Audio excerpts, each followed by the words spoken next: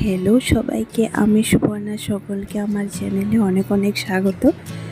তো সবাইকে শুভ নববর্ষের অনেক অনেক শুভেচ্ছা এবং অভিনন্দন।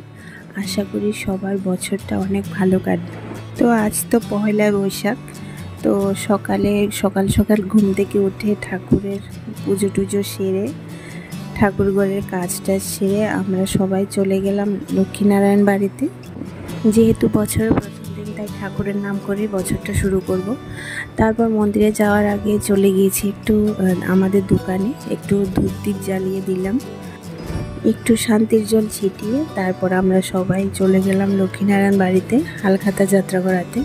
আর দেখুন কি পরিমাণে লাইন ধরেছে পুজো দেওয়ার জন্য। আমরা তো পুজো দিতেই পারিনি, কারণ লাইনে দাঁড়ালে আর ওখান থেকে বেরোতেই পারবো না, আর অনেক দেরি হয়ে যাবে। সেই জন্য ঠাকুরকে প্রণাম করে তারপর আমরা ব্রাহ্মণের কাছে আমাদের হালখাতাগুলো যাত্রা করিয়ে নিয়েছি।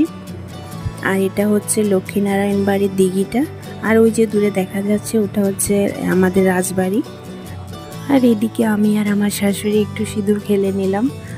তারপর ওখান থেকে বেরিয়ে আমরা হালখাতা যাত্রা করিয়ে তারপর চলে গেলাম সোজা কৃষ্ণ মন্দিরে।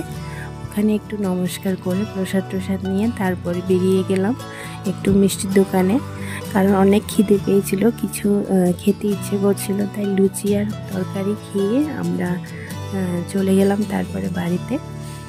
তো আপনাদের বছরটা অনেক ভালো কাটুক, এটাই ঠাকুরের কাছে প্রার্থনা করব, আর আমাদের জন্য প্রার্থনা করবেন।